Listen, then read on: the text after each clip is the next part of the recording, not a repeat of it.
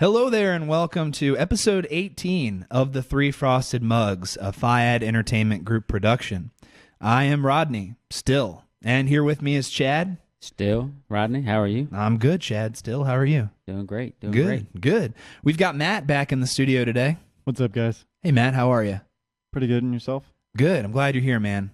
Because Yeah. as anyone who watches the show religiously, as I know you all do, we had a couple technical difficulties last time, and that was all because Matt wasn't here. Matt's the guy.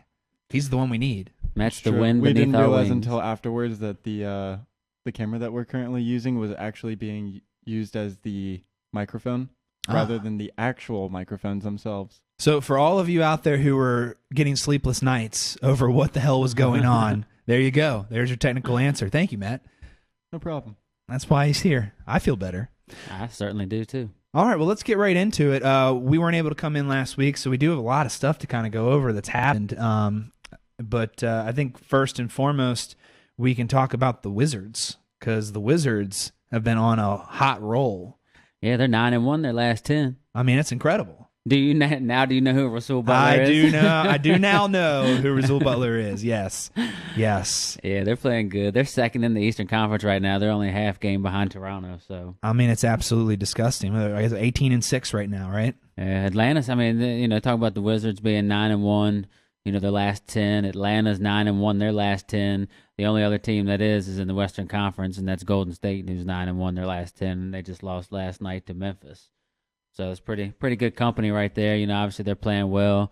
They've 9-1, but obviously they've won 5 in a row. Currently. Mm-hmm. So definitely playing good ball. Rasul Butler for the Rasul Washington Wizards. Butler. He's been playing well too. He's been a good spark for the team. Good steal in free agency certainly. So yeah, the whole team. I mean, it's just I don't know, man. Like if you were to put it all on paper, I don't think it reflects what sort of success they've had. I mean, I know everyone likes to make fun of Chris Kardashian Humphries, but he has been a stellar performer as far as defensively for the Wizards. I mean, exceptional, great, and as always, the Polish machine. Love marching Gortat. Oh yeah, Gortat jerseys in the mail coming my way. Yeah. No, not at all. You I need to get one. You need a basketball jersey. I If do. anybody was watching, they saw. We had the video posted up of your skills, your basketball skills. You know what? I'm gonna get a jersey, and then I think I need to get a redo on the 40-yard dash, and I think I need a redo on the basketball skills. How about this? Instead of the 40-yard dash, you were close. So it wasn't like you were way off. You were 0.6 off. How many free throws out of 10 do you think you could hit? Oh man, I'll put the over under right around probably 2.5. Oh my God, over 6 free throw. Now that was at Marshall Park. The rims were tight. That's hard. I mean, outdoor tight rims. That is true. Do I get a new location? And you probably or do I haven't have shot to a do it there? basketball since. Well, you may have. I actually haven't even touched a basketball since. Okay. No, you don't get to play beforehand. No practicing. You just go. Oh no, bam. no. But do I have to go back to Marshall Park? Can I go somewhere else No, to shoot Marshall the ball? Park. Oh, okay. Those are tight rims. Man. But all right, so you take over 2.5. I got the under. I mean, I might as well go to a freaking carnival and try to throw a basketball in there. And you got to know, instead of getting a guard tight jersey, you have to wear the same outfit that, what's the guy's name that was Along Came Polly? What was it? William. Oh, the one who passed away, the actor who passed away. William H. Macy. No, I don't know. he's like the same caliber. Gosh, why are names escaping me right now? I know. It's like that though. It's like 3 names. And I feel like they've put out 7 movies since he's passed away. It's like every new movie that comes out. I don't think he's dead, to be honest with you. I don't think he is. He might not be. But anyway, you have to wear that same outfit. Okay. I don't even remember exactly what it was, but you have to wear that. But enough about our prop bets with you. I got under 2.5. But anyway, and I always talk about this every time. Paul Pierce, he's averaging 27 minutes a game. I still think that's a little too much for being how old he is. I think you need to get that somewhere around 22 minutes, and then look. Once you get in the playoffs, or if it's coming down and you want to get that number 1 seed, hey, then put the Spurs on and just ride it. Just ride them into the ground. Mm-hmm. Hey, he let him heal in the off season. So he didn't play last night. I don't think. I think he had a toe issue, and I think Otto Porter started. I'm just curious how he looked last night. Yeah, he's averaging. 27 minutes a game, 13 points, 4 rebounds, 2 assists a game. I mean, he's having a good year. I mean, I've got like 45 tabs up so I can have some background to my research here. And then you forget what tabs you need to get to. I mean, it's all over the place. It's all over the place. But I eventually would like to look up how Otto Porter Jr. did, because that was another thing too. Is like Pierce.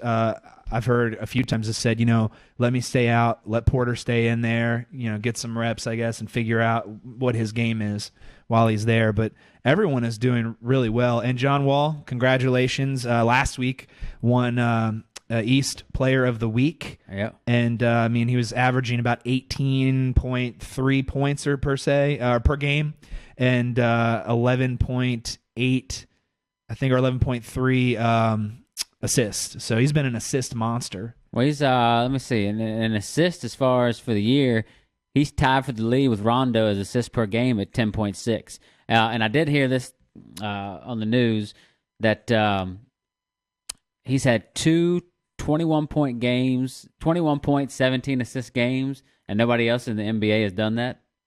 Say that again? He's had 2 games where he's had 21 points and 17 assists. Okay. Nobody else, and no other point guard in the NBA or no other player, for that matter, has done that yet this year. That's awesome. That's pretty impressive. He's really hitting his stride, definitely. He's hitting that. He's hitting the mid-range jumper, which is good. Something that the coach said he's worked on. So apparently, the work that he's put in is paying off, and he's being able to hit that mid-range jumper.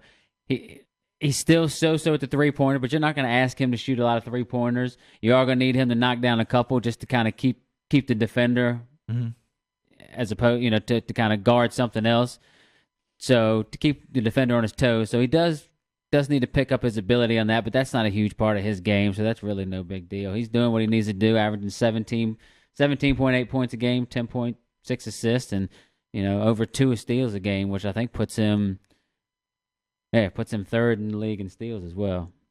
I just like the fact that they've had a couple close ones. They've had a couple close games. The pass to Bradley Beal, amazing pass to Bradley Beal from Andre Miller for the little tip-in win. I mean, that's the sort of situation where they're not always going to be leading by 10 points, 15 points. They've given up some big leads, late in the game, but they stay true to what they're doing. I think they've got a lot of respect for Coach Whitman. I mean, it's awesome. It's nice to see this kind of cohesiveness that's working real well, because they're a team. It's not one player. They're a team, you know. It's pretty awesome. Which, by the way, we were talking about this a little bit earlier. That Liam Neeson commercial, I'm sorry, it is the funniest thing ever. If anyone's watching Taken, where Liam Neeson answers the phone after his daughter has been kidnapped by, insert terrorist group here or whatever. Yeah. But definitely look up Liam Neeson, John Wall commercial. It's hilarious. You won't be disappointed. Which, by the way, Matt thought Liam Neeson was Swedish. Swedish. Didn't you, Matt? It's true. I thought he was Swedish, Hungarian. And you can look up what he is. You Danish. said Irish. Yeah, and you said Swedish. Northern Ireland. Well, he does a lot of things. Well, you know what? People say he does a lot of movies without his accent, but I cannot think of one where he doesn't have his accent. In The Gray, I think he has his accent. Never seen In the Taken movies, he has his accent. Seen it. What are they on? Taken 6 right now? Taken 3. Yeah. Taken 3. Yeah. I'm not going to I haven't watched it yet, but the preview is this time they've pretty much taken out his wife, and I thought they took her last time. No, they took her. This time they took her out. And that's not giving away any spoilers. That's in the commercial. So away from Liam Neeson, back to the Wizards. Coming up, they go to Miami Friday, Sunday home against Phoenix, home Tuesday against Chicago, which I think we're all going to try to get some tickets and go see them. Tickets? We have press badges. We have our own seats at 3 Frosted Mugs. So those 3 games are going to be a little bit tough. Then you go to the Knicks, home against Boston. Then you got another tough stretch. You got at Houston, at Dallas, at Oklahoma City, at San Antonio. So that 4-game stretch right there. So you really only got, maybe, I'm not going to say soft, but you got 2 matchups you think you should win out of probably about the next 7 or 8 games. So it's going to be a gut check for Washington. And, I mean, they're off to one of their best starts ever. Mm-hmm. So it's going to be a gut check going to these next 10 games and see where they stand. And hopefully, if you can go through them, I say the next 10 games, if you can go through at least 6-4, 7-3, I think that's going to say a lot about this team. Well, I think they're a team that has a particular set of skills. I mean, it's definitely exciting. I mean, this is a long season. We're done with 23 games, 24 games right now. 18-6, 24. Yeah. Yeah. So I mean, we're 1/4 of the way, basically, maybe over 1/4 game season. So yeah, so I mean it's gonna be a test for sure, definitely. But hey, also the Golden State Warriors. Did you see the clip where Iguodala got a tee? He got teed up for making fun of the refs, like not calling a obvious travel. Look it up. It's pretty funny because definitely Steve Kerr got a tee because or a technical foul because of his reaction to the non-call. Which, I mean, if anyone knows Steve Kerr, he can be pretty angry. I haven't seen them play yet, so I haven't caught a whole lot of basketball other than the Wizards. Mm-hmm. I got to go to bed fairly early because I get up super early for work. It's a lot, man. I mean, I haven't caught as much as I wanted to, but I'd like to watch Steve Kerr coach. See what he's. Well, he's obviously started off a lot better than Fisher up in New York. So yeah, they're terrible. I'm not severely worried about the Knicks at all on Christmas Day. It's going to be a wonderfully wrapped gift, is what it's going to be on Christmas Day. They're 5-22. Yeah, the Knicks are terrible. Oh, it's awful. It's disgusting. I'm not a big Carmelo fan anyway. I love Carmelo. It's delicious. They call him Carmelo, not caramel. Sorry. Sorry. The next 10 games are gonna say a lot about where this team is and what they're looking like going forward because they're playing a lot of the top teams. They're playing, the next 10 games, they're 8 out of the top 10 teams in the league, or at least teams with winning records. So we'll see what they got. Oh, I mean, hey, you know what? They beat the Clippers. That was pretty darn awesome. They did. Clippers are a good club too. Yeah, so. I mean, to me, any team from the West right now that's in any sort that's even ranked at all in the league within the top 10, a win against them, that's huge. That was a huge statement game, big statement game. I agree, definitely. Yeah, I mean, I guess as far as the Wizards, I mean, what more can you say? They're freaking awesome right now. They are playing good ball. I'm gonna get 13 jerseys. I'm gonna get just the whole team. You should. The entire team. Seraphin too. All of them. You think they're going to be able to fit Kardashian Humphreys on the back of your jersey? Is that what you're going to get? I'll just have them bring it down. I guess I'll do 2 levels, Kardashian Humphreys. Yeah, but man, I hope we were able to go. That would be awesome. To watch the game against Chicago because that would be just awesome to watch. Yeah. Definitely. All right, let's move into some... You want to go and look NFL? Yeah, man, definitely. We have the most exciting game of the season coming up tonight.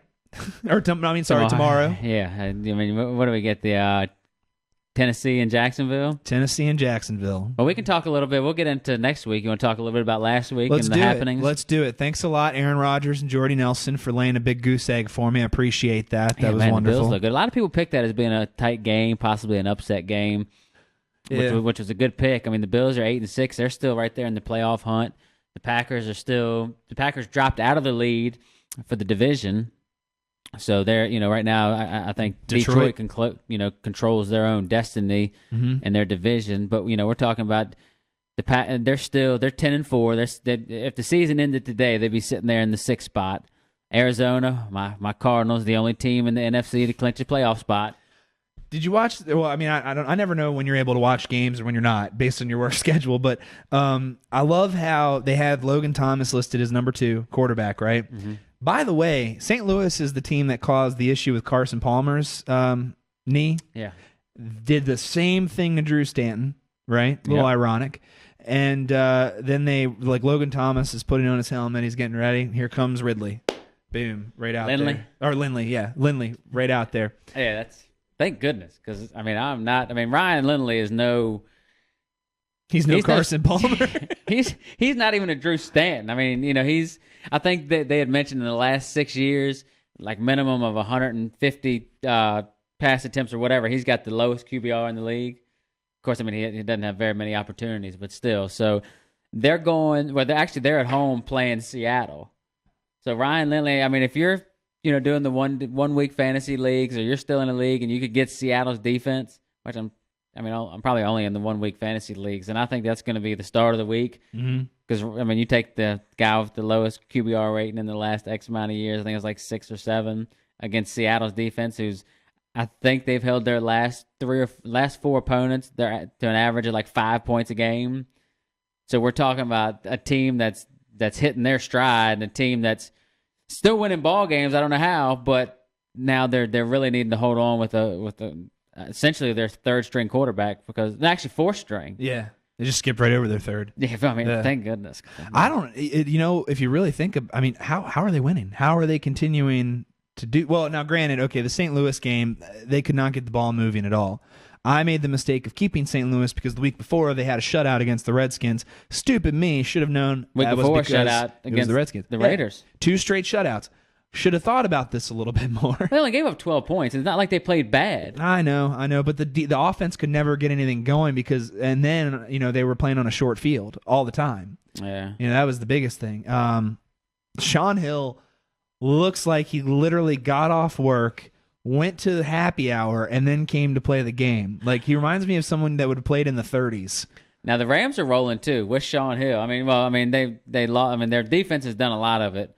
And their running game, obviously when they played the Raiders, Trey Mason did a lot of work. But they're hitting a little stride, and again, they're doing it with all their backup and third string quarterbacks. They had Austin Davis for a little while. Now Shaun Hill, of course, he had gotten hurt a little bit. But the question that I don't know if Sam Bradford is still the answer. I mean, when he was healthy, he played a little better, but he just can't stay healthy. And it's that team is so young that you almost kind of. Next thing you know, you don't want to wake up and 3 or 4 years down the road and you've wasted those young years with all that talent with Austin Davis and Shaun Hill being your quarterback. What year did they draft Bradford? That was like 4 years ago, I think. 4 years ago? 5 years ago. Because I think after that, their last 3, I know their last few draft picks in the first round have been defensive players. Well, their first overall this year, I think, was Greg Robinson, I think was the offensive lineman. Okay. But they do have a lot of defensive draft picks, so that is for certain. So, but yeah, that was a good win. I mean, like you said, the Cardinals, I don't know how. They're well coached at all positions. They win with defense. They win on special teams. They find a way to win. I guess you didn't see when Arians threw out the challenge flag, and because he couldn't challenge at the time because it was going to be reviewed anyway. So he told one of his players, he's like, grab the flag. And he goes to hide it. He goes, I dropped it out of my pocket or something like that to the ref. Obviously, they charged him the timeout. I just thought that was interesting. Yeah, the Patriots are still rolling. I mean, the Dolphins aren't terrible, but they put a beating on the Dolphins. Oh, yeah. Because the Dolphins beat him earlier in the season, right? Yeah. Yeah, so they had some I think it was the first game coming. of the year, as a matter of fact. They had some payback coming. Yeah. We're not going to like I said, we'll talk about the Colts. There's a big game coming up. Indianapolis is coming into Dallas. It means a lot for Dallas. If Dallas wins that game and Washington somehow manages to beat Philadelphia, Dallas wins the division. Now, Dallas has played a lot better on the road than they have at home. They're undefeated on the road, I believe. Yeah, the only team in the league. Every other team has at least 2 losses. The Colts don't have a great defense. They play a lot better defense at home. On the road, they don't have a good run defense. They're suspect against the pass. They got the cornerback Vontae Davis is good, but other than that, they're so-so. But if they can take advantage of Dallas's kind of not so great secondary, Brandon Carr, it is what it is. He's an overpaid corner. But Orlando Scandrick's playing good. Sterling Moore's playing pretty good. So if those guys can get some kind of pressure, because the Colts can't run the ball. Trent Richardson's terrible. Dan Herron is, he's Dan Herron. Boom Herron, whatever they call him. So it's, Dallas has a chance to win this ball game, and they have to win it. Now, everything I've been hearing says that DeMarco's probably going to play. He broke his hand, or he broke a bone in his hand, had surgery the last game. And I guess my question would be, with the offensive line that they have, how much would that even really matter? Because even when Joseph Randle was in and Dunbar were in the last game, they were getting huge yards. I know DeMarco, he's been solid for that team, but again, it comes down to your offensive line, right? Opening up those holes. Yeah, those guys are serviceable. They're going to give you some good minutes, some good snaps. I'm interested to see. Now, I'd rather. You almost need them because we can't win the division with the same number of wins as Philadelphia. So Philadelphia, and they've got cupcake. They've got Washington this week. They've got the Giants next week. So if Philadelphia wins out and Dallas loses one of their next 2 games, then Dallas needs help just to get into the. They're fighting to get in just to the playoffs. Dallas could be 11-5 and miss out on the playoffs. So you almost, in a sense of me, wants them to play DeMarco because we need this game. But a part of me is kind of like, well, if we do get into the postseason, I'd rather have DeMarco Murray and give him this week of rest as opposed to him getting hurt even more and then have to go on without him in the playoffs. Well, now, okay, so let's say let's say by some grace of the Lord above, the Redskins beat the Eagles this Saturday. Okay, I'm actually rooting for Washington. I know, right? Isn't that tear you up a little bit? Like you don't know what to do. Just a little bit, a lot. Yeah, well, like I'm sure there's a lot of Redskin fans who are probably like, I would love to beat the Eagles, but at the same time, I'd love if the Eagles won and then Dallas didn't make it into the playoffs. Yeah, that's probably what a lot of them are thinking. So I guess my question would be, all right, so they beat the Eagles. Dallas wins against Indianapolis. Do they rest DeMarco the next game? Because at that point, they're 2 games ahead, right? There's no way that they could come back. So Philly loses, Dallas wins. Mm-hmm. Then do you probably. Yeah, I mean, I don't see why you... There'd be no reason to play him, right? Yeah, I don't see why you wouldn't, because basically you would already have the division locked up, which would certainly guarantee you the number 3 seed anyway, because the number 4 seed is going to be the god-awful division where it's either going to be Carolina, Atlanta, or New Orleans.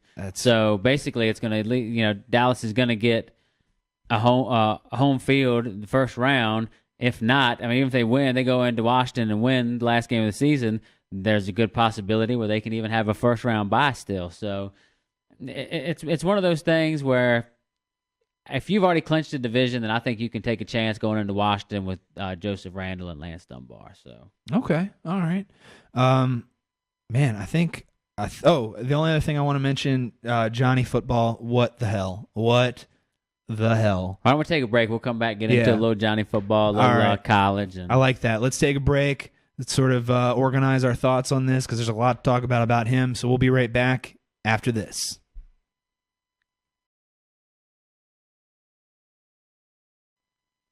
And we are back from halftime, which I don't know if you noticed, nothing actually happened. We didn't do anything at all. I actually didn't even get up from this chair. But we're back, and we've got KG Kevin online. Do you guys want to go get the beer and the mugs and everything? Oh, no, we're okay right now. Yeah, we got a time thing going on. Okay. It's okay. Yep. But we've got KG Kevin on the line, and we wanted to ask him, I guess, his thoughts on... what's up, Kevin? He's been brought in now. Kevin? Okay. Hey, man. Hey, what's going on, man? Hey, how you doing? What's up, KG Kevin? How you doing, Chad? Doing good, man. But I know you're probably not doing too well because it was another terrible weekend for the Redskins, right? Yeah, I guess. If that's what you call it. I know. Well, I guess it's probably not a terrible weekend. I guess now it's probably just becoming a normal thing, I guess, the last 6 or 7 weeks. Kevin.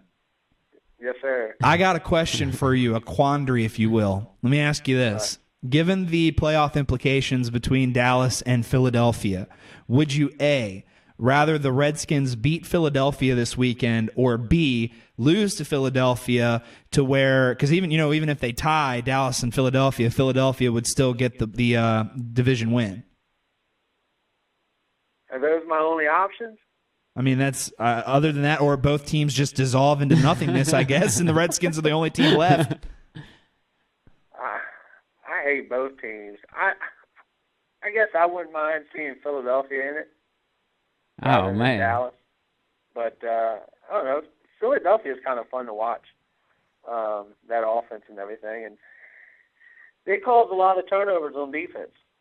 Their defense isn't great, but their defense plays well enough to keep them in games and allow the offense to outscore their opponents. So I would rather see Philly in it than Dallas. So you think Philly has a better chance of going farther in the playoffs than Dallas? I do, yeah. I think Philly's defense is a little bit better than Dallas's defense. No, I agree with you there, and I agree with what you said about the turnovers. My only concern would be about them. Of course, Dallas's defense, they're somewhere around the middle of the road, maybe a little bit behind on that. Their offense, obviously, they've been together for a little while. They're doing good things. They're running the ball well. My only concern with Philadelphia would be, is it still Mark Sanchez behind under center? And since he's taken over, he's only 3-3 as a starting quarterback since he's taken over. So I still wouldn't be 100% sold on Mark Sanchez. Well, yeah, neither am I. It seems like he's kind of regressed a little bit from the first game that he actually came out and played, and it looks like that he has kind of regressed a little bit. Are they saying when Nick Foles Is he going to be back, or is he pretty much done? I think he's done for the next 2 games. I didn't hear him say anything about, if they got into the playoffs, but I did see that he wasn't coming back the next 2 games. Okay. And is he the answer? Is he the answer as well? I think Nick Foles is definitely a lot better suited for that offense than Sanchez. Mark Sanchez. Yeah, I don't think I think Mark Sanchez is a really, really good backup guy. Kevin. Yeah. Yes, sir. Got another question for you. All right. So let me ask you this: you watched the game obviously on Sunday, and you saw the touchdown that was a non-touchdown, RG3, right? Right. Okay. Now, I know that bias has a lot of play, and who what people's thoughts are on that. But I'd like to know what your thoughts are on that, because I think you're a pretty level-minded Redskin fan. Well, I was a little confused. I mean, I don't understand how when he crossed the plane, he had possession. Well, he had it in his hand. It's not like as he was crossing the plane, he dropped the ball. You know what I mean? I mean, he retained possession as he was crossing the plane. So I don't understand it. I mean, I kind of heard that they were saying they treated it as a receiver. They treated him as a receiver, but how is he treated as a receiver? I mean, that's what I don't understand. But if you're a quarterback and you start running and you get hit, then you're treated as a runner. I mean, I don't see how there's just a difference there. So I thought it was a touchdown, so I was a little bit surprised as well when they overturned it. So, yeah, it's a tough one. Like I said, by rules, I mean, I think that they made the right call, but I think it's kind of a. It's of course, like that, you think they made the right call. It's like that Calvin Johnson touchdown a few years ago, and it was. It's just kind of a BS rule, and I'm sure that that's going to be discussed in the offseason. So, right. Yeah. But we're not going to break your heart too much talking too much about the Redskins and football. Before we let you go, I want to get your picks on the upcoming games on the NCAA football. With the Final Four teams coming in, you got Oregon playing Florida State, and you got Alabama, Ohio State. Who do you like winning those 2 games, and who do you got winning it all? Well, I think Oregon will beat Florida State. I just think that Oregon's just way too quick for Florida State. It's a team, it's a style of offense that Florida State hasn't faced at all this year, and I just think that. You mean Boston College isn't as fast as Oregon? There's no chance. There's no chance. I think that Oregon will just kind of score at will on Florida State. And, the Alabama-Ohio State game, that game, I mean, Alabama should win, but it always seems like Ohio State just seems to find ways to win in big games when they're not supposed to win. And I don't know if what it is. They did it with who was the last Trussell? Yeah. They did it with him. I mean, they were like underdogs against Miami in the Orange Bowl or Sugar Bowl, whatever it was. But it just always seems like they just always find ways to win. I would think Alabama would win that game, and Alabama would probably beat Oregon.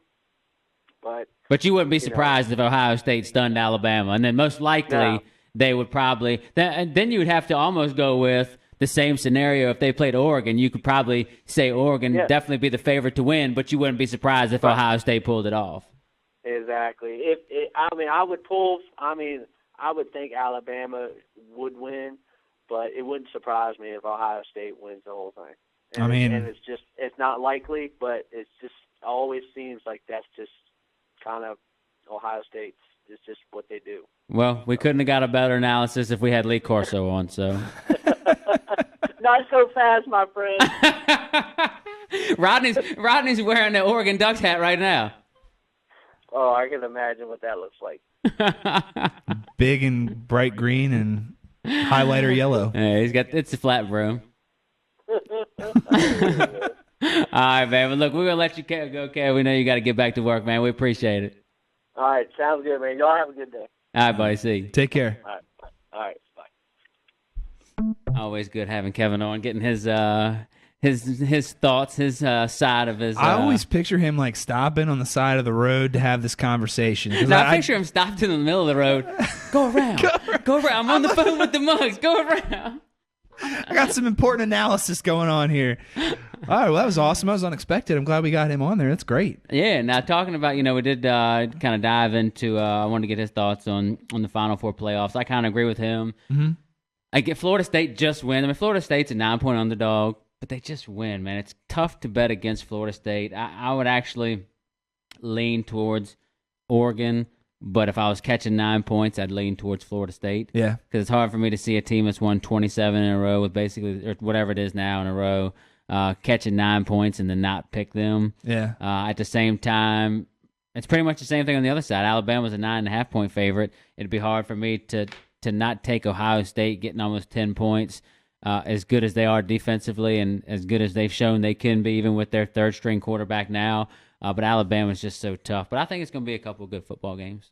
Oh, definitely. Most definitely. I mean, what are your thoughts on okay, first of all, this is the first season where they're using this new playoff bracketing system. And I'm just curious what your thoughts are as far as TCU and what was the other school? Baylor falling out of that top 4 and Ohio just leapfrogging both of them. Well, I think they, I guess to kind of go against that, I think they got, or to go with that, I think they got it right. Mm-hmm.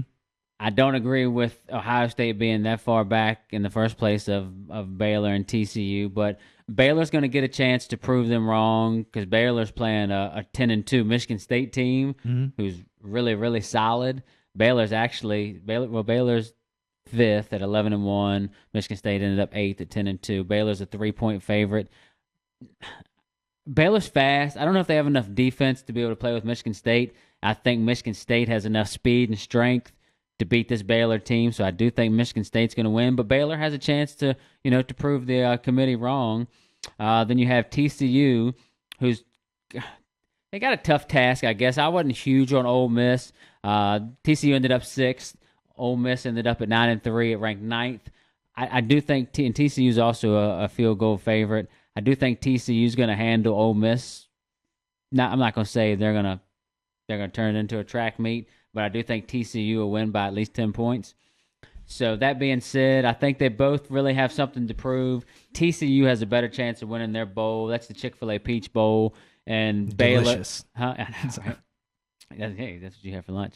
Then the Goodyear Cotton Bowl Classic and at Dallas Stadium is where that's pretty much. I mean, that's home game for Baylor. But Michigan State's going to come in there. I think Michigan State's going to outright win that game. I'd take Michigan State on the money line. So, do you like this new way of choosing the? I do, but you're always going to have something. When it was the BCS, you wanted it to be a playoff. Mm-hmm. Now that we've got a 4-team playoff, we want it to be an 8-team playoff. Right. So there's always going to be something. And then once we get to an 8-team playoff, which it will happen, probably 3 or 4 years down the road, then we're going to want a 10-team or 12-team, and there's always going to be something for for the fans, for the media. They're always going to want something different because somebody's going to get snubbed. Yeah. You'll have like a 10-3 Ole Miss team or 9-3 this year Ole Miss team that would have just missed out on, and they're like, well, they played so good all year. So there's always going to be something. There's always going to be naysayers about what's going on. So be happy we have a playoff. I think they should do it like the NCAA tournament and just have them play like several games within a couple months. Week 27. I mean, the Super Bowl's already been done, and we're still playing out in college. It's like July. I swear. But no, I think there's going to be. And then speaking on that, when we're talking about bowl games, I think the Mississippi State Georgia Tech game is going to be a good bowl game. Mississippi State's a 7-point favorite. I kind of like Georgia Tech in that one, even though Georgia Tech, all they want to do is run. They really don't have anything else in the arsenal. That's their school motto, I think, right? Run. All I want to do is run. Good time here. Run, Rudolph. You got 8-4 Auburn playing 10-3 Wisconsin. Speaking of running, there may be 75 to 80 combined total rushes in that game. That's all those teams want to do is run. Yeah. So looking at the other bowl games, I mean, you've got. In the top teams, there's some good bowl games, but then you're talking about like Fresno State, Rice. Yeah, they're going to be good games to, if you want to lay some money on for action. But I mean, I don't want to watch BYU, Memphis. I don't care about South Alabama, Bowling Green. So it's kind of, once you get into the top 12, top 15 teams playing each other. I didn't know they had a university in Bowling Green. Yeah, you didn't know that? I didn't know that. Yeah, right next to the food lines where the university. A lot of their players are online students, right? Exactly. Is that what it is? I play for the University of Phoenix. I just saw somebody, John Conn tweeted that Deshaun Jackson was talking about the Eagles defense, and he's like, not talking about them, bro. I don't know why that was funny. But. I like the way Deshaun, I don't know. I see his Facebook post, and I'm just like, maybe you shouldn't post stuff on Facebook. Maybe you shouldn't do that. Yeah. All right. So is that your analysis? That's my analysis. So I think my final picture. I think I'm going to go with. We'll go with Oregon beating Florida State. It's going to be 41-37. Okay. And then I'm going to have Alabama beating Ohio State 27-25. Okay. So you're saying take the points in both games. And then I'm going to say Alabama will probably be a 5-point favorite over Oregon.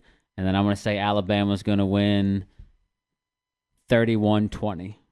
I mean, it is going to be one hell of a playoff, definitely. I mean, those are 4 awesome teams. And that was the feeling from a lot of critics of the fact that Ohio State made it into the fourth. Because, I mean, what do you want to see more? Do you want to see Alabama versus TCU, or do you want to see Alabama versus Ohio State? Yeah, and I think when we all did, I don't know if you did your predictions. Me and Conway did our predictions. I know we both had Alabama in there.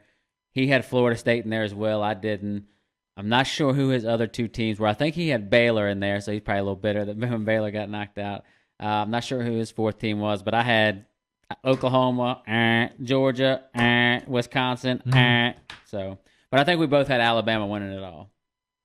I feel like I could have picked Alabama. Hopefully we can. Oh no. Hopefully we can.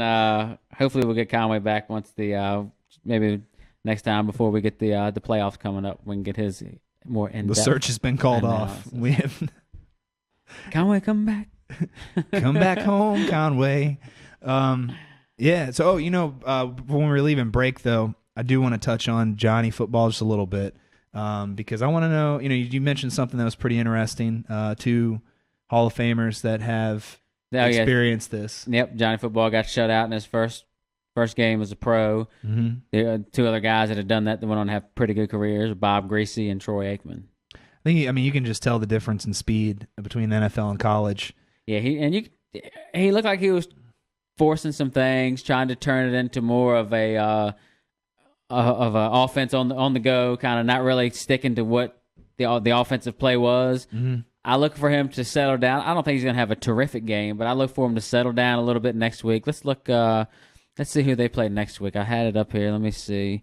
But I look for him to settle in a little bit more and kind of run the offense as opposed to trying to turn it into a Panthers. Yeah, Panthers have been playing well. That's at Carolina. Carolina needs to win that game. I tell you what, Derek Anderson played well, and because Cam Newton's throwing now, but they haven't cleared him to play yet. I feel so bad about that, by the way, because I played Cam Newton the week before he had that car accident, and they had that big fight. Well, they had that big fight, right? Like where basically got shoved back in through the doors.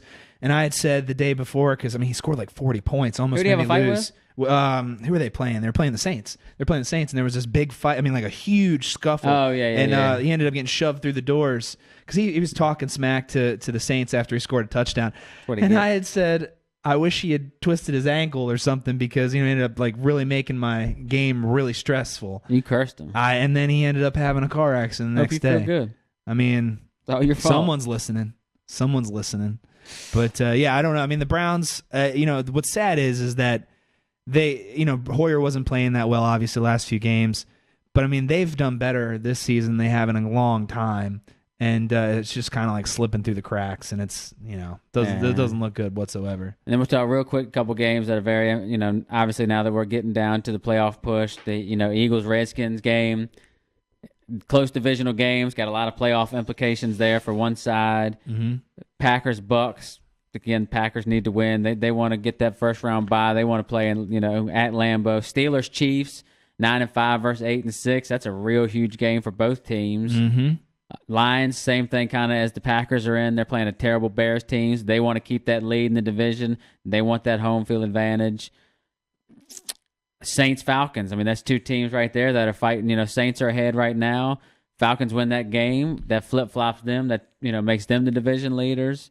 Patriots Jets, again, they want to keep pace. If they have to play Denver in the playoffs in the AFC Championship game, they'd certainly much rather have it at Gillette. The Falcons are 4-0 in the division right now. Yes. So 4 of their games have been division wins. That just goes to show you how terrible their division is. They're 5. They're 1-8, 1-9 outside the division. It's awful. And I mean, they could easily win this game. I think, they could easily beat the Saints, especially Julio Jones is back, which I don't know. I haven't checked on any status updates on him. He's coming back. He's coming back? Yep.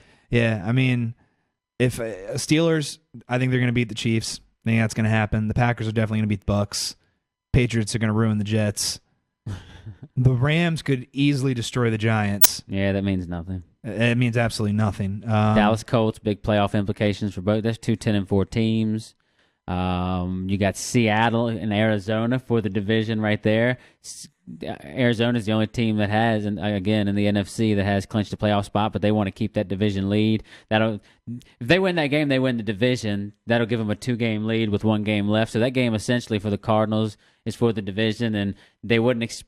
They may have expected to be in this position at the beginning of the year, but they certainly wouldn't have expected Ryan Lindley to be under center. Yes. So kind of tough for them. And then you got the Bengals-Broncos. Remember, me and Brian had a bet. Me and B.A. Higgy, we had a bet that for lunch that the Bengals would. He said they would make the playoffs. I had the Bengals not making the playoffs. So I believe if Pittsburgh or Baltimore wins, I believe they leapfrog the Bengals in the division, which will help me out because that'll put the Bengals at 9-5.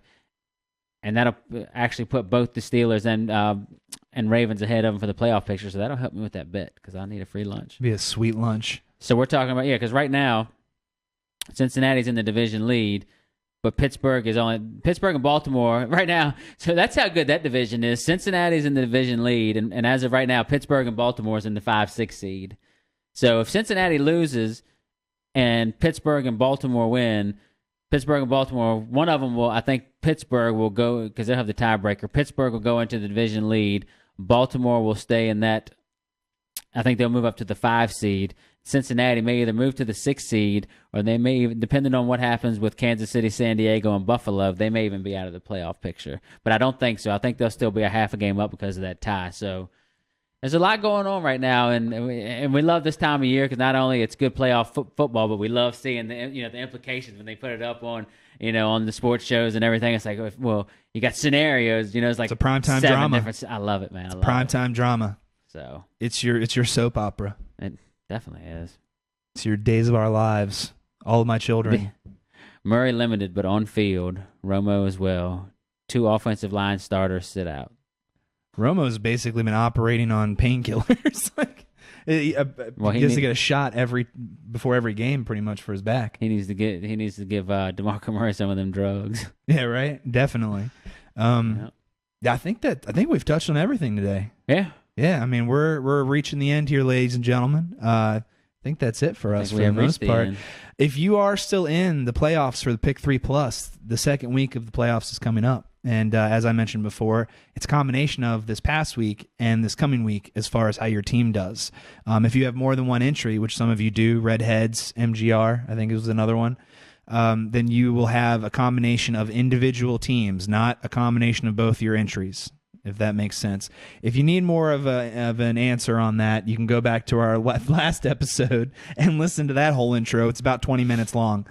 The whole show was the intro. Yeah, the entire show is the intro. We were done after that. We definitely want to thank our producer, Matt, for running the equipment. Matt, thank you very much. We want to thank KG Kevin for coming on today. We appreciate that. It's per the moment phone call and his analysis. We're definitely sorry for the way the Redskins have been, and I know you're a lifelonger fan, so hopefully one day, Kevin, they'll give you the gift of winning. And want a big thank you to AJ Studios for doing all of our post-production and graphics work. We certainly appreciate the work that she puts into it.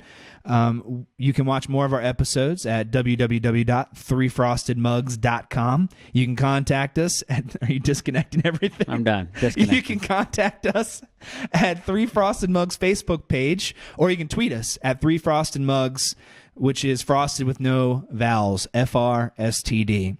With any questions, comments related to the show, anything we've talked about today, or anything else you want to talk about. Thanks again for watching. Tune in next time for the 3 Frosted Mugs. And as always, may all your parlay dreams come true. That's right.